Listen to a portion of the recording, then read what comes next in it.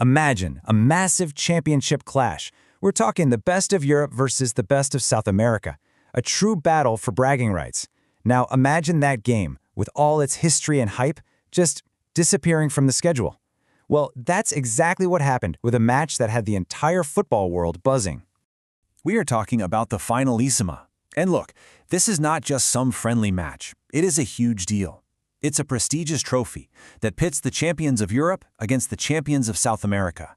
It is, quite literally, a showdown to see who's the best of the best. And the teams for this one? Oh man, they were absolute titans. You had Spain, the freshly crowned kings of Europe, going up against Argentina, the champions of South America. The stage was set for something truly epic. So how in the world did this incredible event just completely fall apart? We're going to break it all down for you. We'll start with the initial plan, then the sudden cancellation, the frantic race to try and save it, the frustrating deadlock that killed it, and finally, what this all tells us about a much bigger picture. Okay, so let's set the scene. This was a genuinely high-stakes showdown. The match was officially on the books for March 26th in Qatar, a neutral, high-profile spot that seemed absolutely perfect for a game of this magnitude.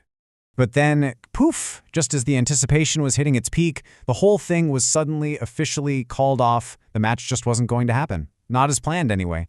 Which, of course, begs the million-dollar question. Why? Why would anyone cancel a guaranteed blockbuster game with so much on the line and with such little warning? Well, the answer came straight from the horse's mouth, from UEFA. Their official statement pointed to the current political situation and the war in the Middle East. You know, for an event this big, that means massive logistical headaches and, frankly, security nightmares. Playing in Qatar just became impossible. But wait, the story doesn't even come close to ending there. Calling off the Qatar venue wasn't the final word. Instead, it kicked off this frantic behind-the-scenes race to try and save the game.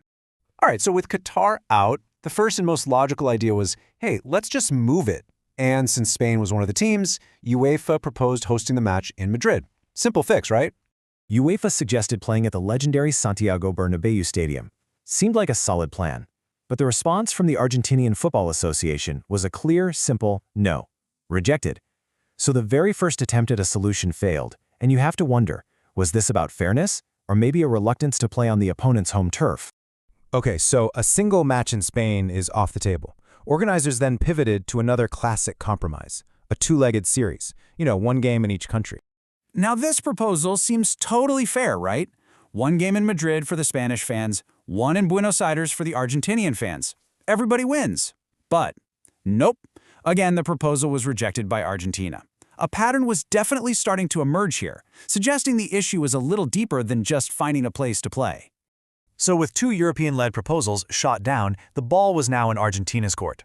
They came back with a counter-proposal of their own, but, well, this only led to a complete and total diplomatic stalemate. So what was Argentina's big idea to save the Finalissima? Their suggestion was to just postpone the whole thing. Here's how that went down. Step 1, Argentina says, hey, let's just play the game sometime after the World Cup. Okay.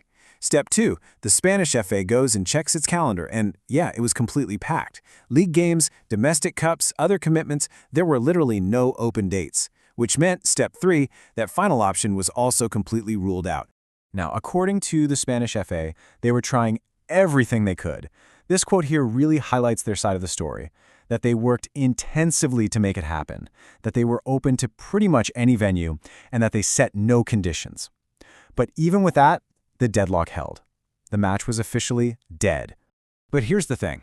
The collapse of the Finalissima wasn't just some isolated incident of scheduling conflicts and failed negotiations. It was actually part of a much wider, and honestly, more troubling pattern. And this is where we zoom out. This slide really puts the football match into a broader context. Because around the exact same time, two huge Formula One races, the Bahrain and Saudi Arabian Grand Prix, were also canceled, citing the very same regional instability. So you had organizers from totally different sports all coming to the same conclusion. They cited major safety concerns because of the regional conflict and decided it just was not safe to stage these massive international events. Regional instability was having a direct, powerful, and very real impact on the global sporting calendar. And all of this leaves us with a final and pretty thought-provoking question. We often think of international sport as this thing that's separate from world events, but this story shows just how connected they really are. So as global tensions continue to rise, how secure are the events that we all love and, let's be honest, kind of take for granted?